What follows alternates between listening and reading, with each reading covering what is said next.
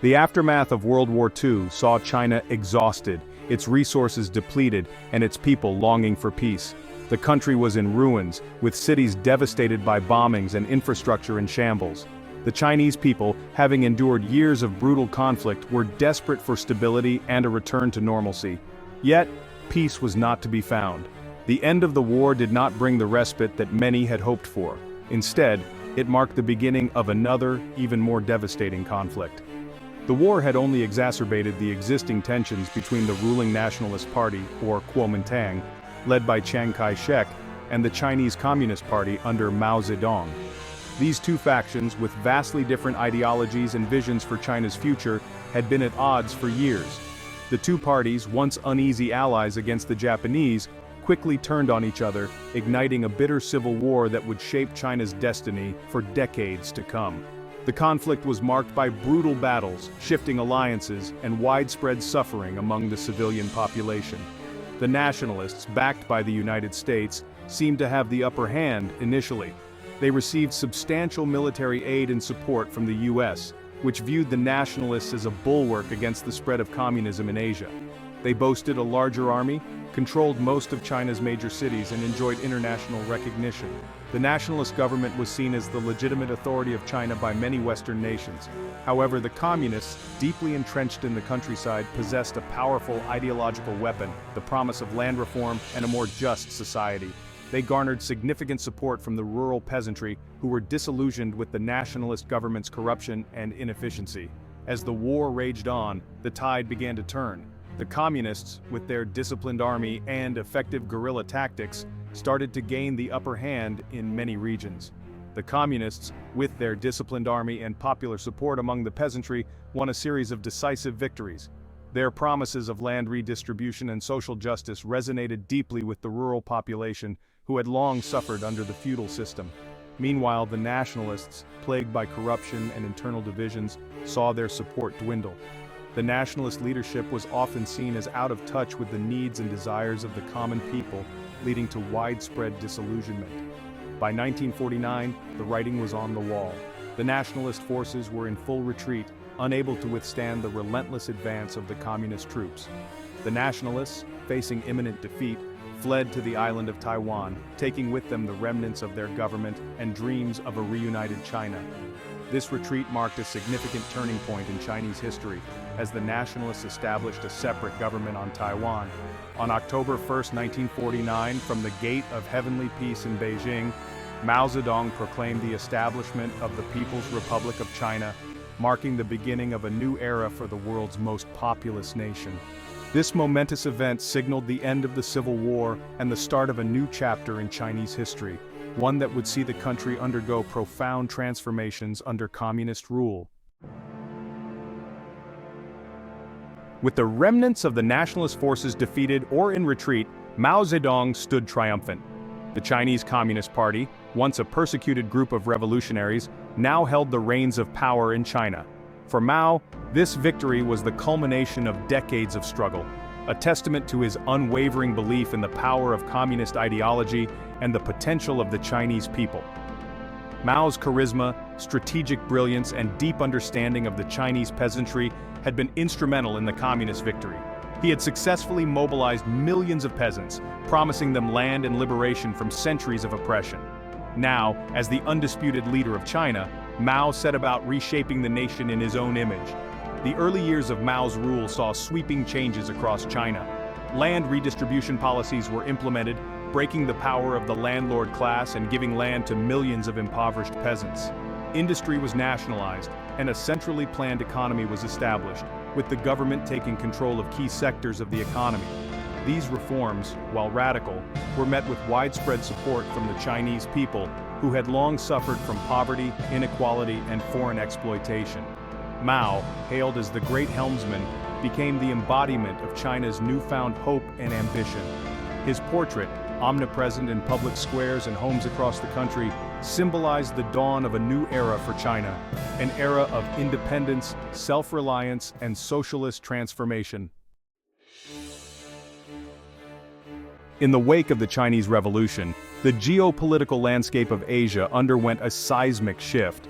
The victory of the Communist Party in China marked the beginning of a new era, not just for China, but for the entire region. The revolution had been a long and arduous struggle, characterized by years of civil war, foreign intervention, and immense social upheaval. The triumph of Mao Zedong and his followers was a momentous event that would have far-reaching consequences. The United States, having supported the defeated Nationalists, viewed the communist victory with suspicion and hostility. The Nationalists, led by Chiang Kai-shek, had been America's allies during World War II, and their defeat was a significant blow to American influence in Asia.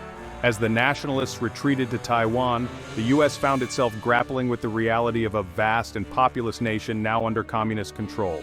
This shift was seen as a major setback in the broader context of the emerging Cold War. The emergence of a communist China, particularly one led by the charismatic and ideologically driven Mao Zedong, was seen as a direct threat to American interests in the region. Mao's vision for China was one of radical transformation, aiming to reshape society along Marxist-Leninist lines.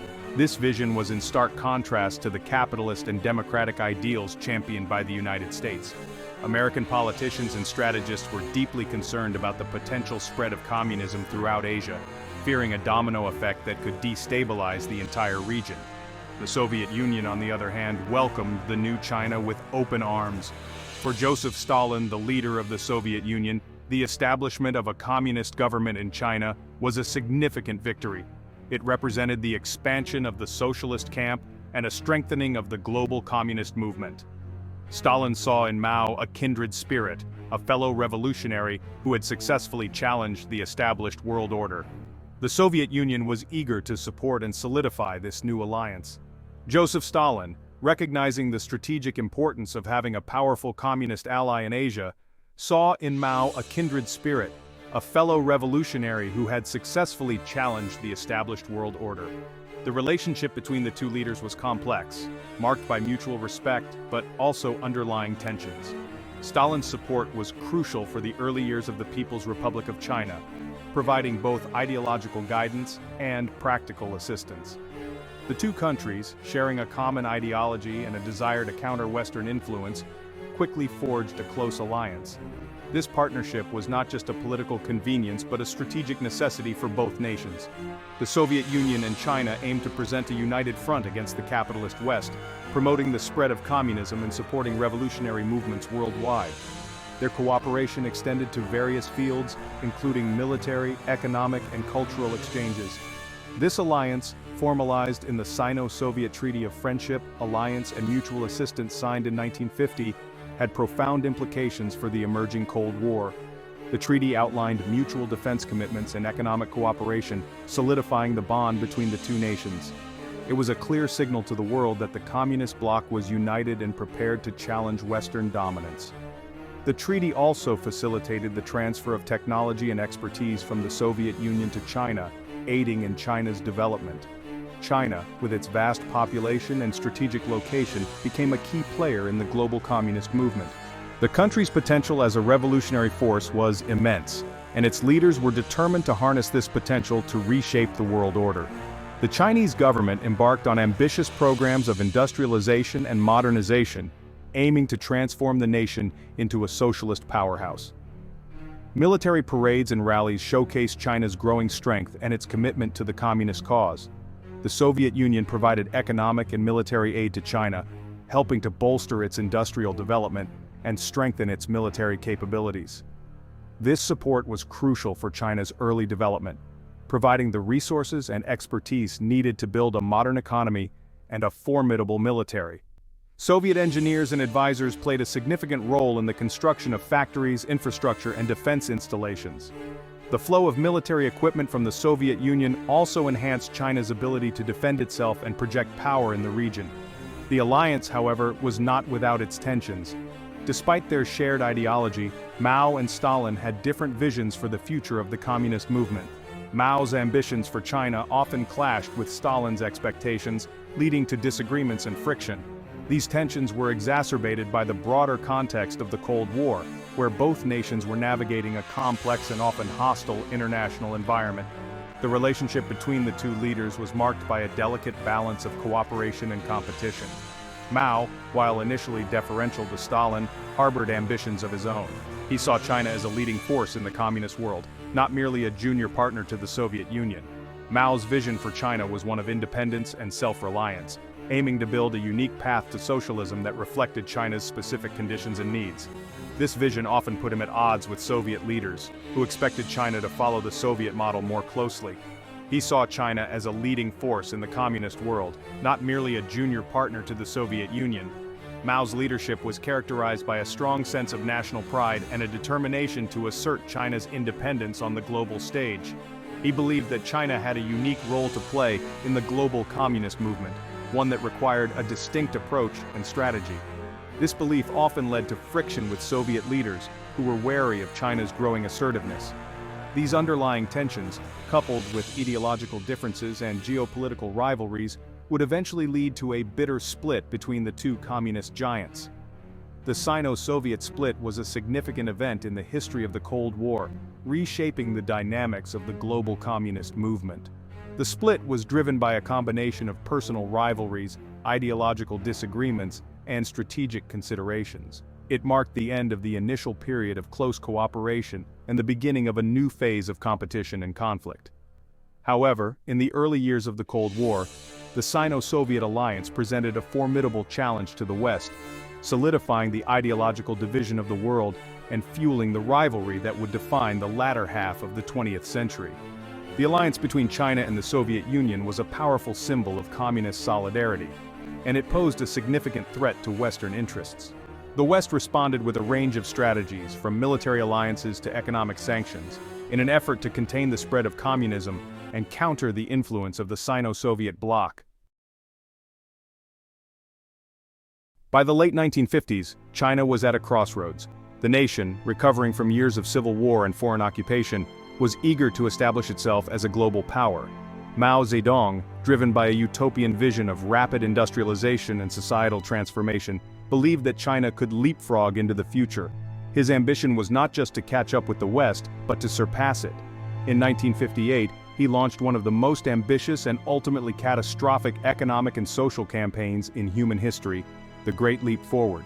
This campaign was meant to be a testament to the power of collective effort and socialist principles. Convinced that China could achieve rapid economic growth by mobilizing its vast peasant population, Mao envisioned a society where everyone worked together for the common good. Mao sought to transform the country from an agrarian society into an industrial powerhouse virtually overnight. The vision was grand, but the execution was fraught with challenges. Central to the Great Leap Forward was the establishment of communes, which were designed to pool resources and labor. These large-scale collective farms abolished private property and organized peasants into regimented labor brigades. The idea was to maximize efficiency and output. The communes were tasked with simultaneously increasing agricultural output and producing steel in backyard furnaces. This dual focus was meant to ensure that China could feed its people while also building the infrastructure needed for industrial growth. The goal was to surpass the industrial output of Western nations and demonstrate the superiority of China's socialist system. It was a bold and audacious plan, but it was built on shaky foundations. However, the Great Leap Forward, driven by ideological fervor and unrealistic targets, quickly descended into disaster. The pressure to meet quotas led to widespread falsification of production figures. The forced collectivization of agriculture led to widespread disruption of traditional farming practices, as peasants were forced to abandon their individual plots and work on collective farms. This resulted in a dramatic decline in agricultural output. Crops were left to rot in the fields, and the quality of the harvests plummeted. The backyard steel production campaign, while producing large quantities of metal, was equally flawed. The metal produced was mostly unusable, low-quality iron, which did little to advance China's industrial capabilities. The combined effects of these disastrous policies, coupled with natural disasters and government mismanagement, created a perfect storm of calamity. This led to one of the deadliest famines in human history. The scale of the tragedy was immense and heart-wrenching. Between 1959 and 1961, an estimated 30 million people died from starvation and related diseases. The human cost was staggering. Families were torn apart, and entire communities were decimated. The social fabric of the nation was severely damaged. The Great Leap Forward, once hailed as a bold experiment in socialist transformation, became a symbol of the devastating consequences of utopian ideology and centralized planning. It serves as a stark reminder of the dangers of pursuing grand visions without regard for practical realities and the well-being of the people.